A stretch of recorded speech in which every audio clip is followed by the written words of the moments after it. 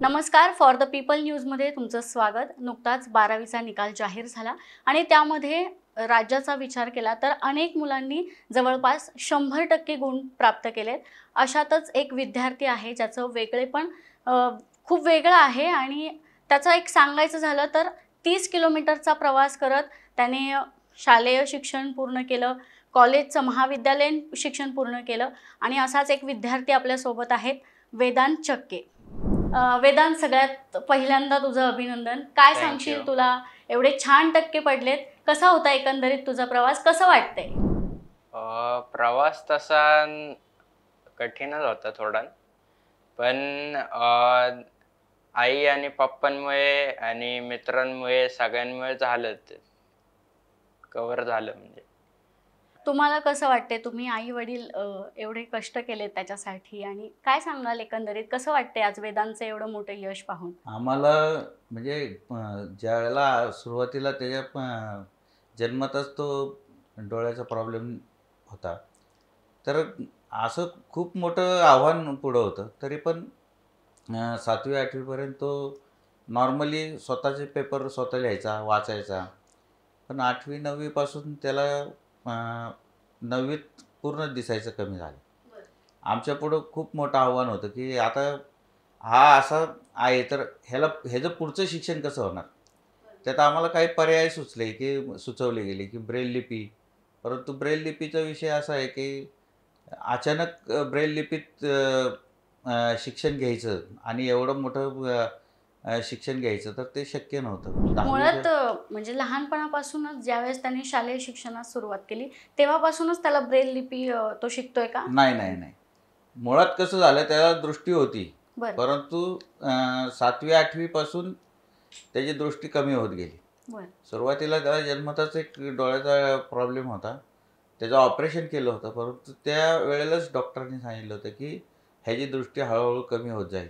आणि त्या पद्धतीने त्यांनी आम्हाला जसं सजेशन दिलं होतं त्या पद्धतीने त्याची दृष्टी कमीच होत गेली. परंतु असं असं एकदम होईल असं काय वाटलं नव्हतं. आणि मग 10वीला तर पूर्णच हे झालं. मग आम्ही त्याला 10वीला पण रायटर घेतला, शाळेतलाच मुलगा होता. परंतु 11वी आणि 12वी ज्यावेळेला शिक्षण करायचं, तर त्यांनी ज्यावेळेला 10वीला त्याला 87% मार्क पडले त्यावेळेला आम्ही त्याला सजेशन केलं होतं की आपल्या नसरापूर गावात शाळा आहेत, तर तिथं तर तो म्हणाला की मला तसं शिक्षण न घेता मला इंग्लिश मिडियममधूनच कॉमर्स करायचं आहे. तर त्याकरता मग आम्ही त्याला तो म्हणला पुण्यात ॲडमिशन घ्यायचं, म्हणून मग पुण्यात ॲडमिशन घेतलं. तरी आम्हाला बरेच जण सांगत होते, म्हणजे म्हणायचे की लोक की बाबा एवढ्या लांब तुम्ही त्याला कसं पाठवता, का त्याला मॅनेज होईल का. परंतु त्याची जिद्द आणि चिकाटी एवढी जबरदस्त होती की त्यांनी आम्हाला स्वतः सांगितलं की नाही, मी ॲडमिशन घेणार तर पुण्यातच घेणार आणि तिथंच शिक्षण पूर्ण करणार. तुम्ही त्याची आई म्हणून तुम्हाला कसं वाटतंय आत्ताचं त्याचं यश पाहून? एकंदरीत त्याचा प्रवास, त्याचं प्राथमिक शिक्षण असेल, पुढे महाविद्यालयाचं आता शिक्षण घेतलं, तर हा एकंदरीत तुमचा प्रवास कसा राहिला त्याच्यासोबतचा? अभ्यास म्हणजे सकाळी लवकर उठायचा आणि रात्री सुद्धा करायचा अभ्यास. बरं. आणि आता 12वीला एवढं मोठं यश मिळालंय तुमचं, पण त्याच्याबरोबर तुमचंही कौतुक होत असेल, तर काय वाटतं, नातेवाईकांचे फोन येत असतील वेदांसाठी? सगळ्यात पहिल्यांदा खरं तर याच्यामध्ये तुमचं श्रेय मोठं आहे, तर तुम्हाला काय वाटतंय एकंदरीत? उलट छान होतं, असं वाटलेलं नव्हतं की तो एवढं मार्क पाडल, हे करल. वेदांत जर पाहिला आपण तर तो दृष्टीचा त्याला त्रास आहे आणि एवढं सगळं असूनही तो नॉर्मल मुलांसारखं त्यांच्या महाविद्यालयात जाऊन त्यांनी शिक्षण घेतलं, ही सगळ्यात मोठी गोष्ट आहे. आणि विशेष म्हणजे तुम्ही सांगितलं की नसरापूरपासून तो पुण्याकडे बसने प्रवास करायचा, तर याच्याविषयी काय सांगाल वेदांत, काय सांगशील? म्हणजे आता बसने म्हणजे PMT, तरी PMT जरा चांगली असते. म्हणजे कधी व्हायचा प्रॉब्लेम की बस बंद पडली मध्येच, किंवा पावसाळ्यात लेट होती बस. कधी कधी कॉलेज सकाळचं असायचं, मग सकाळचं टायमिंग ते जुळत नव्हतं. तरी पण 2 वर्ष केले, मित्र होते बरोबर, आणि आई पप्पा दोघांची पण साथ होती. त्यांनी कधी म्हणलं नाही की असं कसं करशील वगैरे, सपोर्ट केला खूप. आणि त्यामुळे मॅनेज केलं सगळं. आणि तू बसने जायचा तर तुला काही अडचणी नाही आल्या का? म्हणजे एवढं सगळं अडचणी आता यायच्या, म्हणजे कधी असं सीटचा प्रॉब्लेम असेल किंवा बरेच प्रॉब्लेम यायचे. कधी कोण नसेल तर मग स्टॉपवर उतरण्याचा, तिथून पुढे जाण्याचा प्रॉब्लेम. मग याच्यावर तू कशी मात केलीस? आता इथून आमच्या गावातून मित्र असायचे, कधी नसले तर पप्पा नाही तर आई सोडायचे स्टॉप पर्यंत, बसपर्यंत. आणि त्या पुढं मग तिथं पुण्यात आल्यावर मग कोण नसेलच तर मग मित्र यायचे तिथं स्टॉपवर घ्यायला. तुला आई बाबा सांगतात तसं तुला इंग्रजी माध्यमातून शिक्षण पूर्ण करायचं होतं, तर का असं वाटलं तुला इंग्लिश शिकावं? खरं तर म्हणजे पहिलेपासून सगळं इंग्लिशमध्ये झाले 10th पर्यंत. आणि इंग्लिश आता 11th-12th जरी मराठीत केलं तरी पुढची डिग्री एज्युकेशन इंग्लिशमध्येच करायला लागणार आहे. त्यामुळे मग ठरवलं इंग्लिशच करू. म्हणून तू इंग्लिशमध्ये तुझं पूर्ण केलंस. आता पुढे काय इच्छा आहे तुला? काय व्हायचंय तुला? पुढे UPSC द्यायची आहे आणि IAS ऑफिसर व्हायचंय. तुम्ही काय सांगाल? त्याचा प्रवास हा आहे, त्याच्या अभ्यासात मध्ये कशी तुम्ही मदत केली? तो अभ्यास कसा करतो मुळात? तो अभ्यास असा करायचा की मोबाईलवर ते ऑनलाईन जे क्लासेस असतात स्टडी, यूट्यूब चॅनल वगैरे, त्याच्यावर तो ते ऐकायचा आणि त्याच्यावर अभ्यास करायचा. शाळेत शिक्षक जे शिकवतील ते ऐकायचा, तो ते ग्रास्पिंग करायचा. आणि घरी कोणी मी किंवा त्याची लहान बहीण असं पुस्तकं वाचून दाखवायचो. आणि मग त्याच्यावर तो ऐकून हे करायचा. शक्यतो तो जास्त करून मोबाईलवरच यूट्यूबचे जे हे असतात आपले स्टडी चॅनल, त्याच्यावरच अभ्यास खूप करायचा. ऑनलाईन क्लासेस वगैरे जॉईन करून तो त्यांनी त्याच्यावर अभ्यास केला. म्हणजे फक्त तू मोबाईलवरती ऐकून, फक्त जे काही असेल ते फक्त ऐकून तो अभ्यास करायचा. तर याच्यामध्ये तुला कधी प्रॉब्लेम आला नाही? प्रॉब्लेम असा आला नाही, कारण मोबाईलमध्ये सॉफ्टवेअर बरेच असतात. आता काही टेक्स्ट वाचायचं असेल फोनमधलं तर सिलेक्ट टू स्पीच म्हणून एक ऑप्शन असतं सेटिंगमध्ये. आणि काही असं झूम करायचं असेल तर मॅग्निफिकेशनचं ऑप्शन असतं. परत असं PDF ते वाचायचे असतील तर त्याचे सॉफ्टवेअर असतात की ते वाचून दाखवतात. आणि यूट्यूबवर ते चॅनल असतात ते तर असतातच. आणि हे सगळं करत असताना घरच्यांचाही तुला सगळ्यात मोठा पाठिंबा होता. मित्रपरिवाराचा कसं काय पाठिंबा होता? तुझा एक मित्र परिवार म्हणजे आता मित्रांमुळेच खरं तर एवढं सगळं होऊ शकले. कारण इथून जाण्यापासून ते तिथून येण्यापर्यंत मित्रांबरोबरच सगळं. त्यांच्या सपोर्टमुळे खरं तर सगळं एवढं मॅनेज झालं की स्टॉपवरून जायचं, तिथं स्टॉपवर उतरायचं, परत कॉलेजमध्ये जाणं. आणि काही अडलंच ह्याच्यात अभ्यासात तर ते मदत करायची. असं तुझा जर रायटर आता तू घेतला आहेस, तर तो रायटर म्हणून कसं काय तुमचं ट्युनिंग कसं काय जुळलं? ट्युनिंग म्हणजे आता पहिल्यांदा प्रिलिमची जी एक्झाम होती आता, त्या प्रिलिमच्या एक्झामच्या वेळेस आम्ही भेटलो. आणि तेव्हा म्हणजे मला एक्सपिरियन्स होता की कसं असतं ते, की कसं म्हणजे कसं ते क्वेश्चन वाचतात, टाइम मॅनेजमेंटचं ते.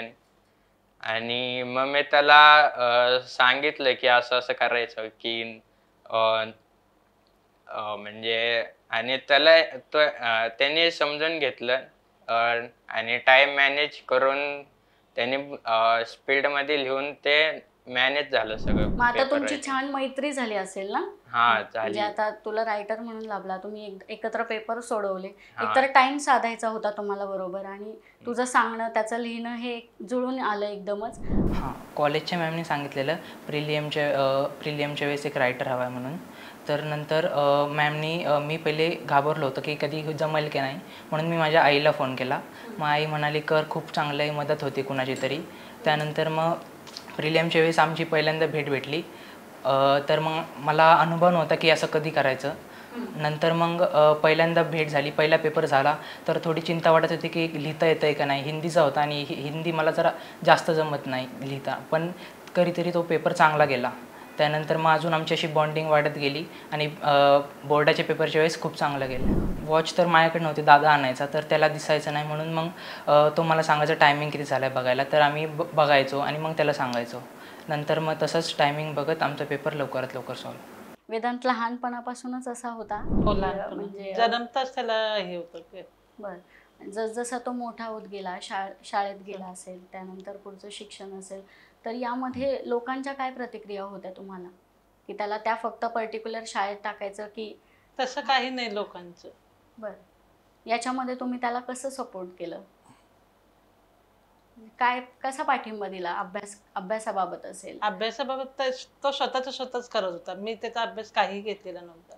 बरं, सगळं त्यांनी केलं? त्यांनीच केलेला अभ्यास. त्याची एक लहान बहीण आहे, तिने सुद्धा थोडीफार मदत केली असेल, तीही त्यांनी सांगितल्याप्रमाणे तिनेही मदत केली त्याला, वाचून दाखवणं असेल. काय घरच्यांबद्दल काय वाटतं वेदांत? घरच्यांच्या सपोर्टमुळेच खरं तर आज जेवढं काही आहे ते सगळं घरच्यांमुळेच, आई पप्पा लहान बहिणीमुळेच. खरं तर म्हणजे आता जेवढं बोलावं तेवढं कमीच आहे.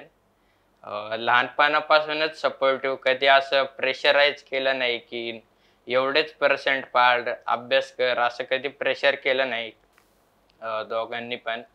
आणि कधी म्हणलं नाही की तू हेच कर, हे करू नको, असं कधी म्हणलं नाही. त्याचबरोबर की असं अभ्यासाचं प्रेशर जे बाकीचे पॅरेंट्स मोस्टली देतात तसं काही प्रेशराईज पण केलं नाही. आणि असं बाकीच्या ॲक्टिव्हिटीजमध्ये पण सपोर्ट केलं की असं आता फोनमधून अभ्यास करायचो तर कधी म्हणले नाही की फोन घेऊ नको, सारखा फोन बघत असतो, असं कधी म्हणले नाहीत. सगळ्यात सपोर्ट केला, असं ॲडजस्ट करून घेतलं त्यांनी मला. आणि कॉलेजचा प्रवास कसा होता? कॉलेजचे म्हणजे सगळे टीचर्स असतील, त्यांचं तुला कसं योगदान लाभलं? टीचर्स खरं तर म्हणजे पहिल्या दिवसापासूनच टीचरचा सपोर्ट होता की म्हणजे असं नोट्स बाबतीत असतील किंवा असं आता नॉर्मल स्कूलमध्ये ब्लॅकबोर्डवरचे रायटिंग असतं, तर टीचर्सनी मला सांगितलेलं की काही प्रॉब्लेम आला किंवा काही समजलं नाही तर तू सांग आम्हाला. त्याचबरोबर जे नोट्स आहेत ते त्यांनी मला प्रोव्हाइड केले. आणि आता कॉमर्स म्हणल्यावर अकाउंट्सचा जो प्रॉब्लेम असतो की त्यात सगळं असं डायग्राम टाईप असतं, तर त्यात अकाउंटच्या मॅमनी खूप सपोर्ट केला की समजून सांगितलं. आणि ते असं ऐकून पटकन होत नाही, ते त्याला फॉर्मॅट पाठ करावा लागतो, त्याचे फॉर्म्युलेच असतात. तर अकाउंटच्या मॅमनी पण खूप सपोर्ट केलं, त्यामुळे पर्सेंटेज पडले चांगले. 2 व्हीलर शिकला तो. हो, शिकला स्वतः. त्याला दिसत नाही पुढं, तरी पण अंदाजावर काय होतं, त्याला फक्त शॅडो दिसते अशी पुढं थोडीशी. तर ते शॅडोच्या ह्याच्याने तो म्हणजे आमच्या तिथल्या तिथंच घराच्या जवळ, लांब नाही पण घराच्या तिथंच चालवतो. मागं बहीण बसती. खूप छान. असं चालवतो. सायकल शिकला. ज्यावेळेला त्याला कमी दिसत होतं त्यावेळेला सायकल शिकला. नाही, खरंच छान गोष्ट आहे वेदांत. तू गाडी चालवतोस, सायकल चालवतोस, बहिणीला पण पाठीमागे बसवतो. कधी काही खोड्या केल्यात का त्याने? खूप खोड्या करायचा, इतक्या खोड्या करायचा ना की बस रे बस. अच्छा, मग आता शांत झालाय की कसा? आता खूप शांत झाला तो, सिन्सिअर झाला म्हणजे थोडक्यात म्हणायचं आता. आणि आता खरंच केवढी मोठी गोष्ट आहे की तुमचं नाव सगळीकडे त्याच्यामुळे आज होते, आणि हे खरंच अभिमानाची गोष्ट आहे. असं पॅरेंट्सनी समजून घ्यायला पाहिजे. विद्यार्थी काय आता पॅरेंट्स सपोर्टिव्ह असतील तर मग मुलं पण तसंच प्रोग्रेस करतात. तू काय सांगशील पुढच्या पिढीला, काय संदेश देतील? पिढीला काय नाही, असं अभ्यास खचून जाऊ नये. खचून जाऊ नये, की असं जे आपल्याला अशक्य वाटतं ते आमचे टीचर म्हणायचे की आय एम इम्पॉसिबलचे, ते पण असं असते की आय एम पॉसिबल. तर तसं ते इम्पॉसिबल काहीच नसतं.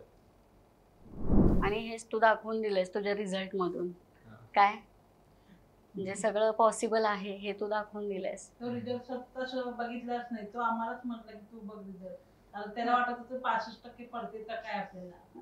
असं कमी टक्के का वाटत होते?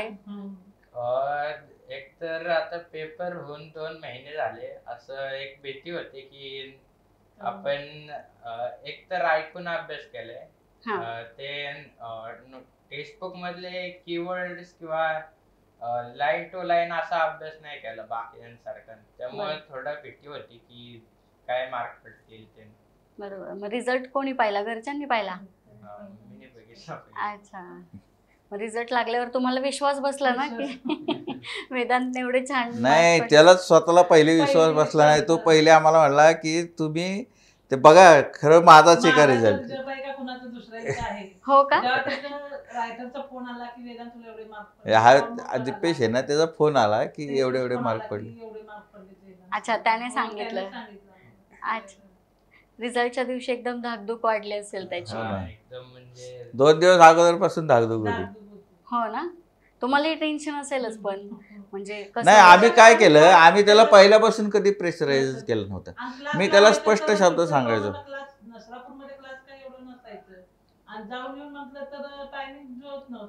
मग त्याने कुठला आणि क्लास नसूनही त्यांनी एवढे चांगले. अच्छा. नाही खरंच हे म्हणजे आम्ही कधी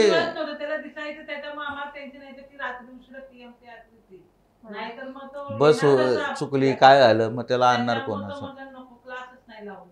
इतर वेळेला कसं कोणी असतं बरोबर. समजा इथं त्यांच्या कॉलेजच्या समोरच हे असायची, कॉलेजवरनं चालत आलं की PMTला तिथं गावातली लोक असायची, तिथं उतरताना सुद्धा लोक असायची. म्हणजे गावकऱ्यांचा पण त्याला सपोर्ट होता. त्याच्या आता एक अशी आहे सवय की त्याला एकदा एखादा रूट कळला ना की समजा आता तुमच्या इथे सुद्धा असं त्याला सांगितलं ना इथं ही वस्तू ठेवली की तो तिथं ती वस्तू तिथं ठेवलेली असेल ना, तो काही न करता म्हणजे उचलून घेऊन येणार. बर. हां, पण तेच नवीन ठिकाणी गेलं ना की मग नाही जमत.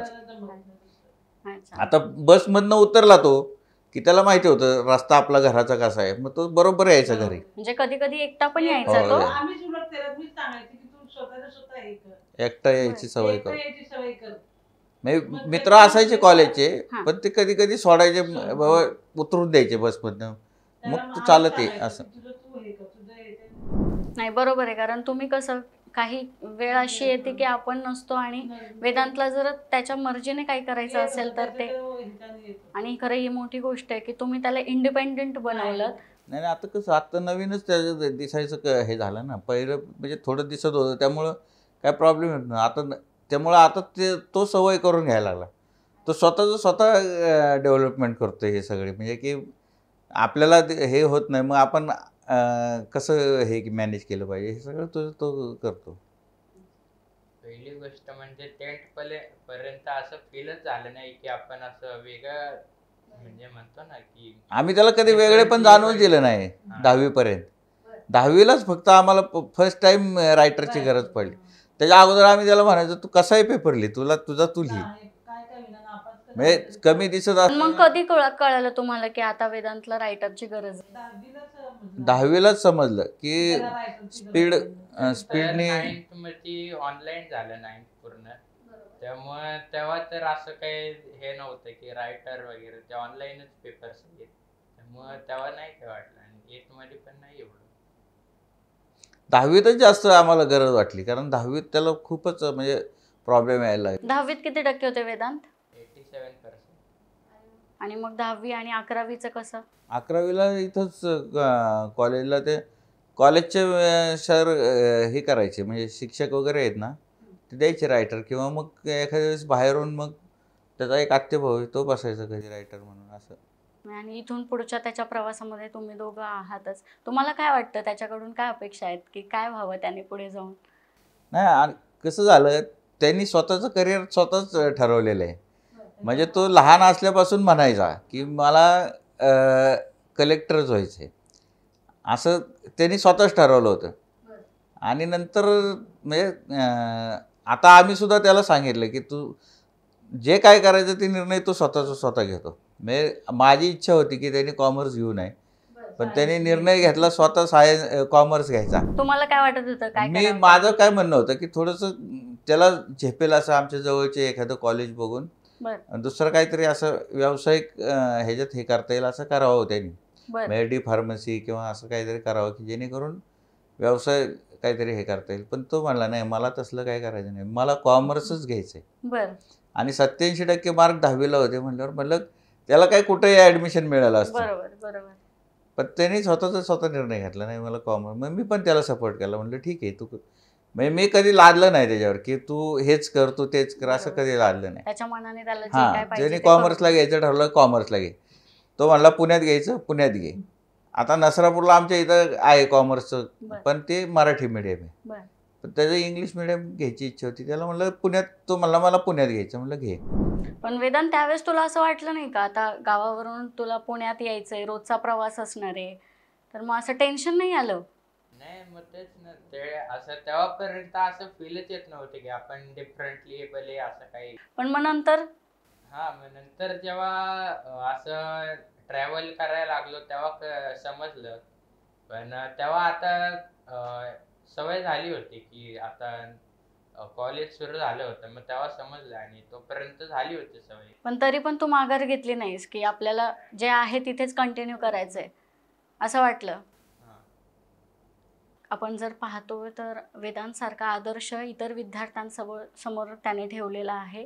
आणि दृष्टी कमी असताना देखील जिद्द आणि चिकाटीच्या जोरावर तो आज इथपर्यंत पोहोचलाय. लाखो विद्यार्थी शिक्षण घेत असतात, चांगल्यातले चांगले विद्यार्थी शिक्षण घेत असतात, चांगले टक्के मिळवत असतात, पण विदाऊट क्लास त्याने इथपर्यंत मजल मारली. ही इतरांसाठी खरंच अभिमानाची गोष्ट आहे. वेदांत, तुला पुढील शैक्षणिक वाटचालीसाठी शुभेच्छा. जिथे आपण हा व्हिडिओ पाहत आहे यूट्यूब आणि फेसबुकवर, तिथे फॉर द पीपल न्यूजला सबस्क्राईब करायला विसरू नका. धन्यवाद. पोस्ट ग्रॅज्युएट डिग्री कोर्सच्या माध्यमातून परिपूर्ण राजकीय नेतृत्व घडवणारं आणि प्राध्यापक राहुल कराड यांच्या संकल्पनेतून साकारलेलं भारतातील पहिलं institute MIT school of government presents जागर लोकशाहीचा. सैन्य आणि क्रीडा क्षेत्रात करिअर करायचे? नेताजी सुभाषचंद्र बोस सैनिकी निवासी शाळा पुणे. ॲडमिशनसाठी संपर्क 960 781 1662.